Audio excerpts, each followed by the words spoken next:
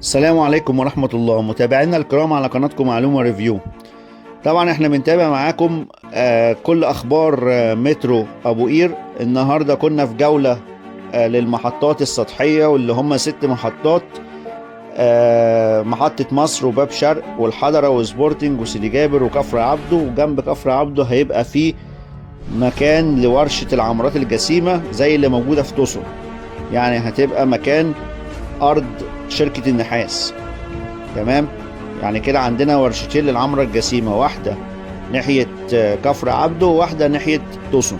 دلوقتي احنا معانا محطة مترو محطة مصر، وزي ما قلنا قبل كده ان المترو مش هيخش محطة مصر خلاص، هيبقى اخره في المكان اللي احنا شايفينه ده، لان هيتم مده بعد كده لغاية العجمي وال21 والماكس وبرج العرب، عشان طبعا زي ما قلنا يتبادل الخدمة مع القطر السريع اللي هيجي من العين السخنة رايح مطروح. تمام، عندنا اهو دي محطة مصر، ده مكان او موقع محطة بتاعة مترو محطة مصر.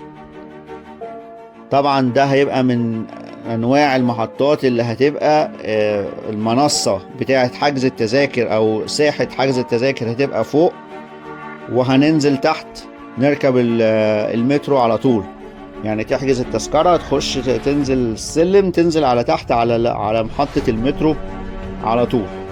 تمام، ده نوع من انواع المحطات زي ما قلنا قبل كده. في انواع محطات زي المحطات العلوية اللي هتبقى المحطات بتاعتها هتبقى قصدي مكتب حجز التذاكر تحت، وهتطلع نركب المترو من فوق.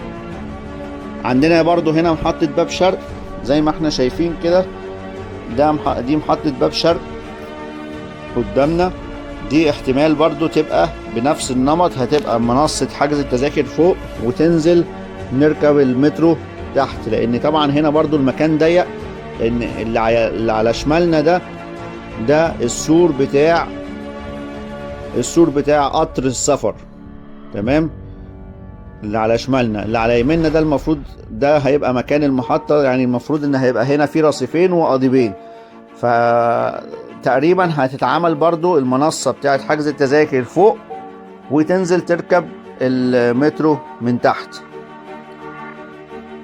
مع انها محطة سطحية بس هتبقى حجز التذاكر تقريبا هيبقى من فوق. ده اللي هنشوفه في الايام اللي جاية ان شاء الله لما يبتدوا يشتغلوا في المحطات السطحية. طبعا كل العمل وكل الشغل متصب في الناحية بتاعة المسار العلوي، لانه هياخد وقت طويل، فاكتر الشغل شغال في الناحية اللي هي زي ما صورنا قبل كده سيدي بشر وميامي والعصافرة والمنظرة والمنتزه وابو قير والكلام ده كله، بيركبوا الكاميرات، ودي اصعب حاجة في المشروع لغاية دلوقتي. لكن المحطات السطحية بيبقى امرها سهل، زي ما احنا شايفين الجدار الازرق ده او الكردون الازرق ده كله من اول ما ابتدى لغاية ما هننتهي عنده، ده هيبقى مكان او حدود المحطة بتاعة باب شرق. تمام، زي ما احنا شايفين اهو قدامنا، ده كل ده حدود المحطة بتاعة باب شرق. دي تاني محطة سطحية بعد محطة مصر. كل اللي احنا شايفينه ده كده ده الحدود بتاعة المحطة بتاعة باب شرق. هتيجي معانا بعد كده محطة الحضرة، بعد محطة باب شرق هيبقى في محطة الحضرة، مصورين برضو من فوق كوبري الحضرة. هتشوفوا اللقطة اللي جاية بعد المحطة بتاعة باب شرق. دلوقتي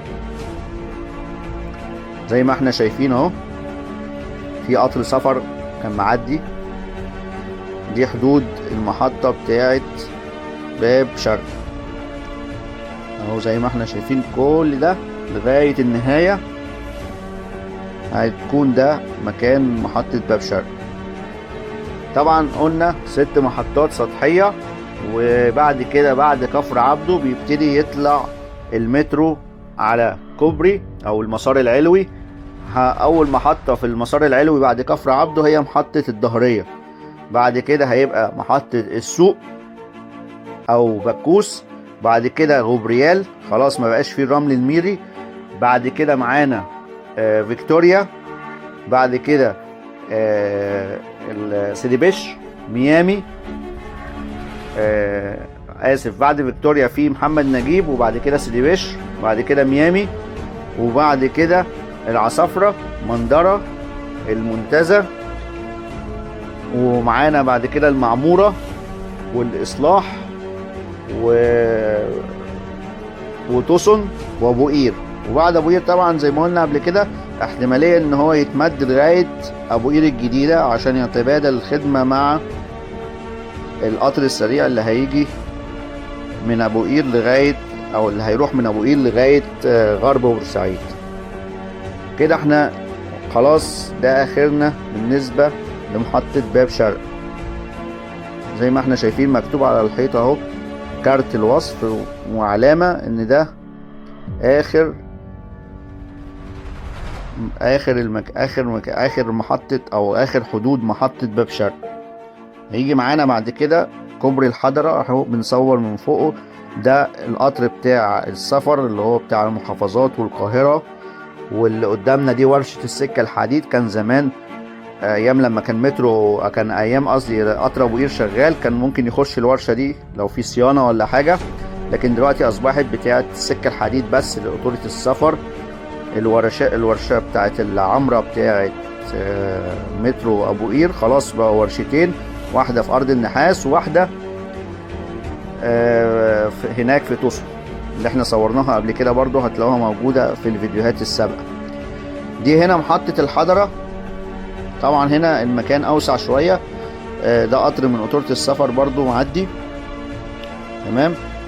هنا المحطة اوسع شوية، وهنا بيعملوا برضو اختبار احمال زي ما احنا شايفين البلوكات اللي محطوطة، عشان جسم المحطة برضو لما يتعمل يشوفوا الاحمال، هل هي يعني الارض هتستحمل الاحمال وكده، فبيعملوا اختبار احمال بالبلوكات اللي احنا شايفينها. ده مكان محطة الحضرة اهو، نفس المكان القديم، بس طبعا زي ما قلنا قبل كده ان القطر كان 6 عربيات، المترو 8 عربيات، فدلوقتي طبعا طول المحطة هيبقى اطول من المحطة القديمة بتاعت القطر ابو قير. دي كده معانا الحضرة، ودي كانت ثالث محطة في المحطات بعد باب شرق وبعد محطة مصر، تمام. ادي زي ما احنا شايفين اهو، دي محطة الحضرة برضو، هنا كان في شغل شغال شوية. هنا بقى معانا جينا محطة سبورتنج على يميننا زي ما احنا شايفين دايما لغاية ما نوصل سيدي جابر، ولغاية ما نوصل سيدي جابر هيبقى معانا جنبنا هنا هيبقى في المسار بتاع قطورة السفر او المحافظات والقاهرة، ده اللي على يميننا، تمام. زي ما احنا شايفين اهو، ده كده محطة سبورتنج، طول السور اللي على شمالنا ده كده محطة سبورتنج. لسه برضو المحطات السطحية يمكن ما تعملش فيها حاجة، لكن طبعا المحطات السطحية امرها سهل، مش صعب زي مش هتاخد وقت زي الوقت اللي بياخده المحطات اللي على كوبري او على مسار علوي زي اللي شغال دلوقتي من الظهرية لغاية ابو قير. فاكتر حاجة هتاخد وقت هي المسار العلوي، لان في صبات كتير وفي شغل كتير اكتر من المسار السطحي، تمام. زي ما احنا شايفين اهو سبورتنج. بعد كده رحنا سيدي جابر معاكم، ادي سيدي جابر دي محطة سيدي جابر، ده من فوق محطة سيدي جابر. طبعا محطة سيدي جابر ليها دورين فوق المحطة نفسها، الدورين دول موجود فيهم مول، فيهم بنوك، ده شارع ابو قير. ودي محطة سيدي جابر زي ما احنا شايفين برضو، على شمالنا هنا هنلاقي برضو سكة لقطر السفر. ده هنا ممكن بقى المسافر او الناس اللي بتسافر هتنزل في سيدي جابر مثلا وتبدل تركب القطر بتاع السفر، يعني دي محطة برضو من ضمن المحطات التبادلية. تمام، زي ما احنا شايفين ده كده محطة سيدي جابر اهي قدامنا. ده برضو لسه شغالين برضو، ودي برضو اختبار الأحمال بتاعة المحطة.